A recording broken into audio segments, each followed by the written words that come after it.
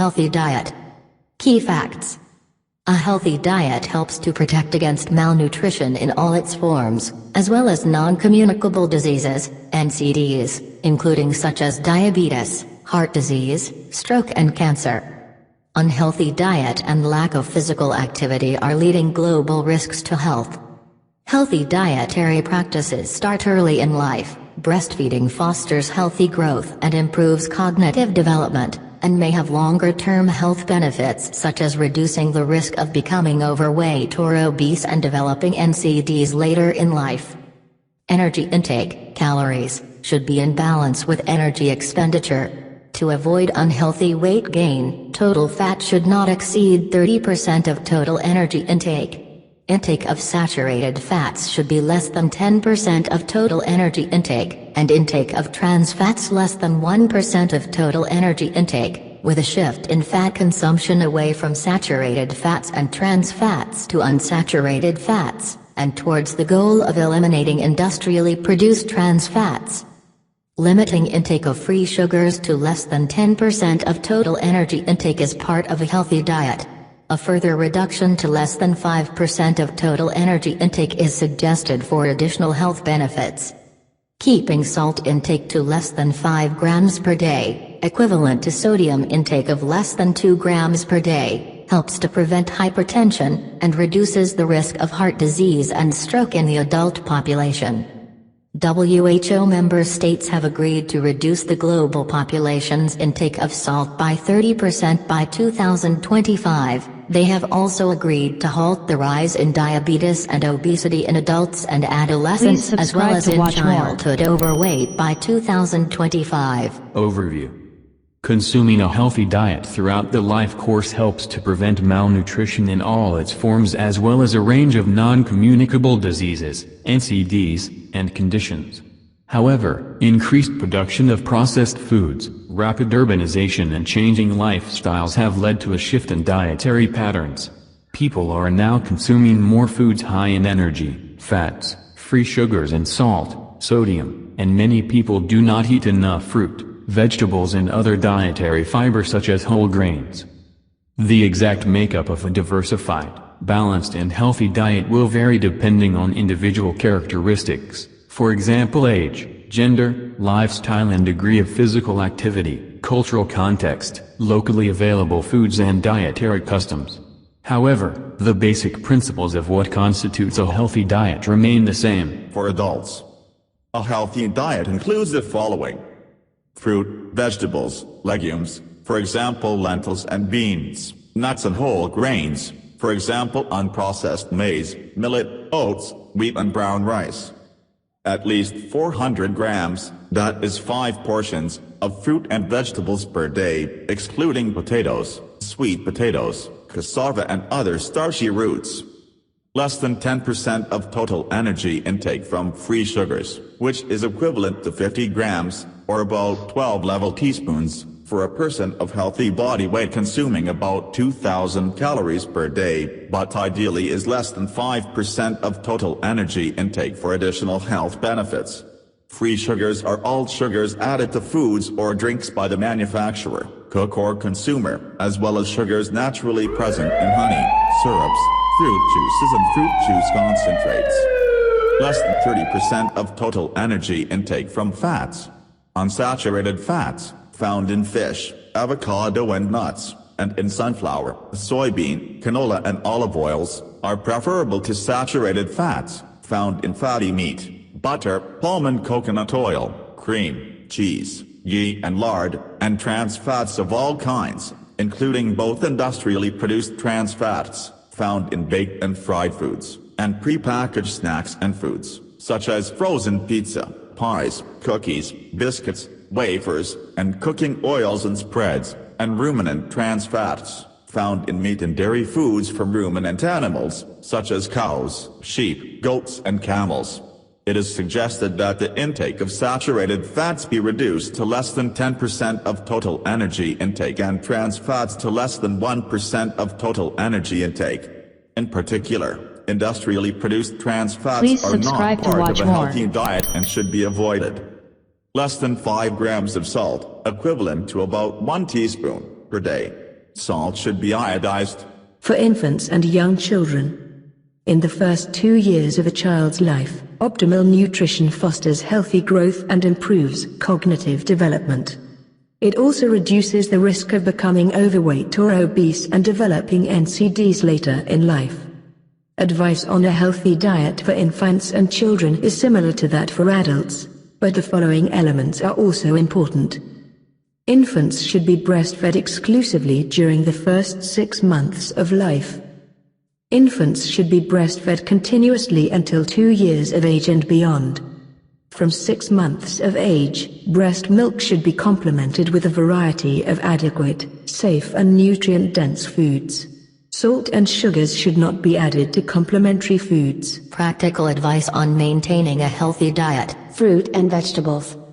Eating at least 400 grams, or 5 portions, of fruit and vegetables per day reduces the risk of NCDs and helps to ensure an adequate daily intake of dietary fiber. Fruit and vegetable intake can be improved by always including vegetables in meals. Eating fresh fruit and raw vegetables as snacks. Eating fresh fruit and vegetables that are in season, and eating a variety of fruit and vegetables. Fats.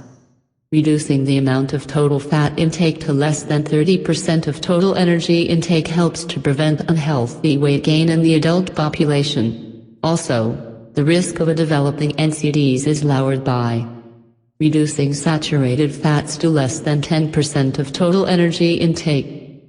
Reducing trans fats to less than 1% of total energy intake, and replacing both saturated fats and trans fats with unsaturated fats, in particular, with polyunsaturated fats. Fat intake, especially saturated fat and industrially produced trans fat intake, can be reduced by steaming or boiling instead of frying when cooking. Replacing butter, lard and ghee with oils rich in polyunsaturated fats, such as soybean, canola, rapeseed, corn, safflower and sunflower oils. Eating reduced fat dairy foods and lean meats, or trimming visible fat from meat, and limiting the consumption of baked and fried foods, and prepackaged snacks and foods, for example donuts, cakes, pies, cookies, biscuits and wafers, that contain industrially produced trans fats. Salt, sodium and potassium. Most people consume too much sodium through salt, corresponding to consuming an average of 9 to 12 grams of salt per day, and not enough potassium, less than 3.5 grams. High sodium intake and insufficient potassium intake contribute to high blood pressure, which in turn increases the risk of heart disease and stroke. Reducing salt intake to the recommended level of less than 5 grams per day could prevent 1.7 million deaths each year. People are often unaware of the amount of salt they consume. In many countries, most salt comes from processed foods.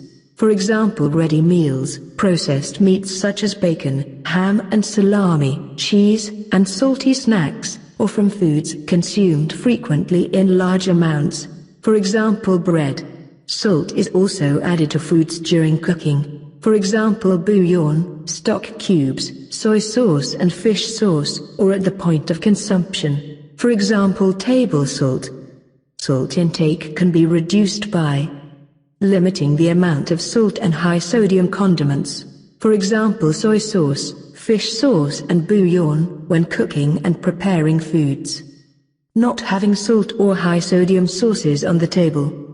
Limiting the consumption of salty snacks, and choosing products with lower sodium content.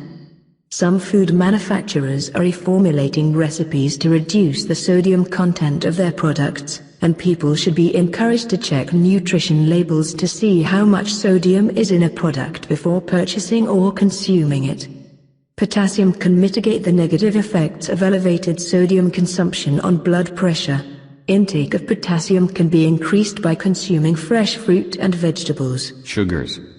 In both adults and children, the intake of free sugars should be reduced to less than 10% of total energy intake.